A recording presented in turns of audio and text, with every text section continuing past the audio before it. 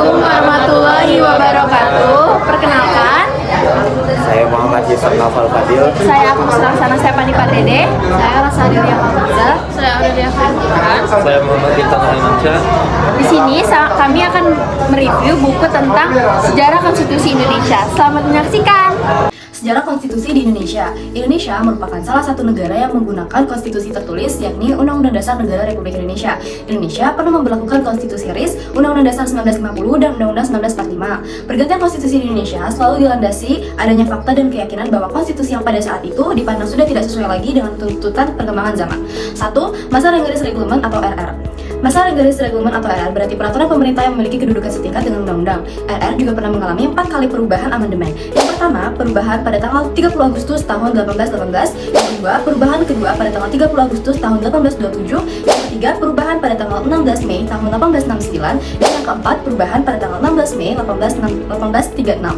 Beberapa organisasi yang diatur dalam RR diantaranya Gubernur Jenderal, Parlemen, Mahkamah Agung, Pengawasan Keuangan, dan Dewan Pertimbangan Agung. Yang kedua, masa Indis Triangling atau IS adalah undang-undang dasar yang mengatur tata negara dan pemerintahan Hindia Belanda yang mulai diberlakukan pada tanggal 1 Januari 1926. Salah satu ketentuan menarik IS adalah adanya pembagian golongan untuk masyarakat Hindia Belanda. 1. Golongan Eropa, 2. Golongan Timur Asing, dan yang ketiga golongan pribumi atau bumi putra. Selanjutnya nomor 3 ada masa UUD. Sehari pasca proklamasi 17 Agustus 1945, PPKI mengesahkan draft konstitusi. Yang selanjutnya dikukuhkan oleh KNIP yang bersidang pada tanggal 29 Agustus 1945. UUD 1945 ini merupakan rancangan BPUPKI yang dibentuk pada tanggal 29 April 1945. Naskah UUD yang disahkan PPKI terdiri dari pembukaan, isi atau batang tubuh, peraturan peralihan, aturan tambahan, dan penjelasan. Adapun 16 bab dari Undang-Undang Dasar. Berapa pokok sistem pemerintahan negara yang diatur dalam UUD 1945 antara lain: 1.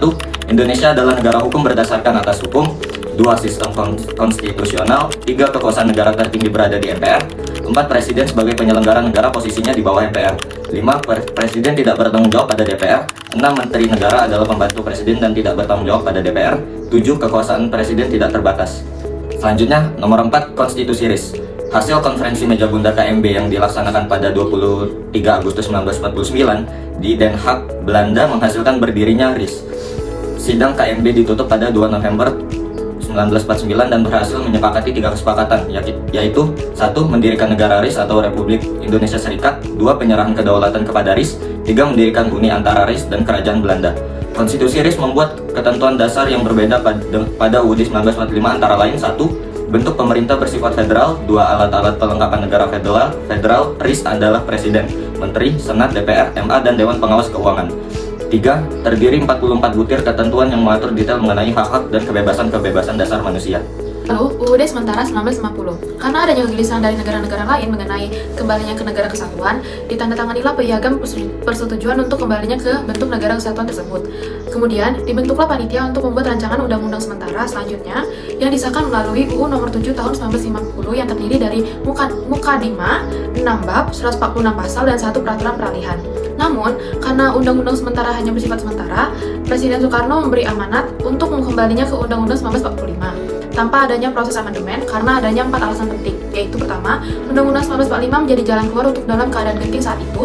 Kedua, maknanya yang sangat simbolik. Ketiga, struktur organisasi negara di Undang-Undang 1945 dapat memperlancar jalannya pemerintahan yang efektif. Dan keempat adalah kembalinya Undang-Undang 1945 sangat sesuai dengan hukum yang berlaku pada saat itu. Namun sayangnya, tetap menimbulkan perdebatan panas sehingga Soekarno mengeluarkan dekret presiden pada tanggal 5 Juli 1959 yang isinya mengenai menetapkan pembubaran konstituante, menetapkan UUD 1945, dan pembentukan MPR sementara. Namun, setelah pasca reformasi 1998, terjadinya amandemen UUD 1945 sebanyak 4 kali. Selanjutnya adalah nilai dan klasifikasi konstitusi. Nilai konstitusi dibagi menjadi 3, yaitu nilai normatif konstitusi, nilai semantik konstitusi, nilai nominal konstitusi. Pada zaman Orde Lama dan Orde Baru, Undang-Undang Dasar 1945 bersifat semantik di mana konstitusi dilaksanakan dengan penuh tapi hanya formalitas saja untuk menjalankan kekuasaan politik. Kemudian pasca amandemen, pasal-pasal tersebut berubah menjadi bernilai nominal dengan sesuai hukum yang berlaku tapi tidak dilaksanakan yang sesuainya. Klasifikasi konstitusi sebagai sebuah dokumen hukum tertinggi suatu negara juga dipengaruhi oleh tradisi di masing-masing negara tersebut. Klasifikasi ini diamini oleh Wiono Prododikoro dan Muhammad Sholih Lubis yang membagi konstitusi hanya satu klasifikasi, yaitu konstitusi tertulis dan tidak tertulis. Avedis K membuat klasifikasi negara-negara modern berdasarkan pada 5 hal, antara lain: A. Bentuk-bentuk di mana konstitusi itu diterapkan. B. Jenis konstitusi itu sendiri. C. Kelembagaan legislatif. D. Kelembagaan eksekutif. E. Kelembagaan yudikatif. Sementara K.C.Ware membagi konstitusi ke dalam 6 klasifikasi, yaitu A. Konstitusi tertulis dan konstitusi tidak tertulis.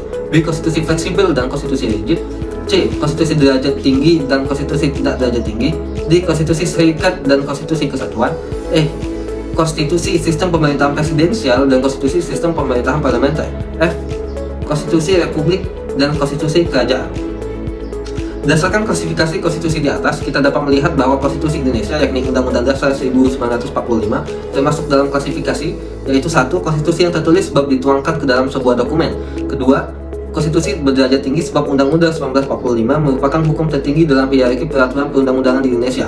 3. Konstitusi kesatuan sebab bentuk negara Indonesia adalah kesatuan. Yang keempat, konstitusi presidensial sebab sistem pemerintahan Indonesia adalah presidensial. Kelima, konstitusi republik sebab bentuk negara Indonesia adalah presidensial. Dan keenam, konstitusi yang rigid sebab untuk dapat mengubah amandemen Undang-Undang Dasar 1945 diperlukan cara-cara yang khusus dan istimewa sebagaimana diatur dalam pasal 37 Undang-Undang Dasar 1945. Nah, pada bagian E, yaitu perubahan konstitusi, seperti halnya sebuah hukum senantiasa berkembang mengikuti perubahan zaman, konstitusi juga demikian. Nah, konstitusi juga sering digunakan dengan istilah amandemen. Pada K.C.Ware mengemukakan 4 cara perubahan konstitusi, yaitu yang pertama, perubahan yang disebabkan oleh kekuatan-kekuatan khusus seperti kondisi politik, hukum, dan ekonomi. Yang kedua, formal amandemen, yaitu perubahan sesuai dengan diatur dalam undang-undang. Ketiga, judicial interpretation. Yang keempat, usage and competition. Selanjutnya, pada bagian F, konveksi ketatanegaraan sebagai bagian dari konstitusi, AVDC pernah berpendapat bahwa hukum tata negara terdiri dari 2 bagian, yakni hukum konstitusi dan konveksi ketatanegaraan. Hukum konstitusi itu sendiri adalah undang-undang di bidang ketatanegaraan, putusan hakim, dan adat. Sementara konveksi ketatanegaraan merupakan praktik-praktik yang berlaku dan dihormati dalam kehidupan kenegaraan walaupun tidak dapat disebut sebagai pelanggaran jika tidak dilakukan. Nah, pada tradisi common law, konveksi ketatanegaraan adalah hal yang lumrah, sedangkan pada civil law, konveksi ketatanegaraan dianggap tidak lazim.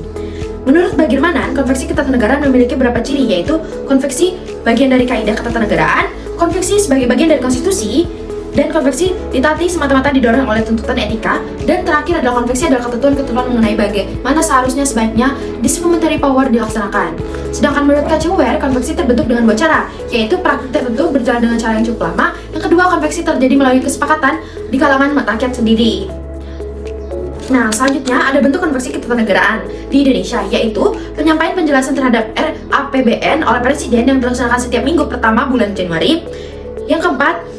Yang kedua, foto presiden dan wakil presiden di kantor pemerintahan. Yang ketiga, adanya menteri negara dan departemen dalam praktik ketatanegaraan pada zaman pemerintahan Orde Baru. Dan yang keempat adalah program 100 hari kerja untuk mengevaluasi jalannya pemerintahan dalam 100 hari kerja.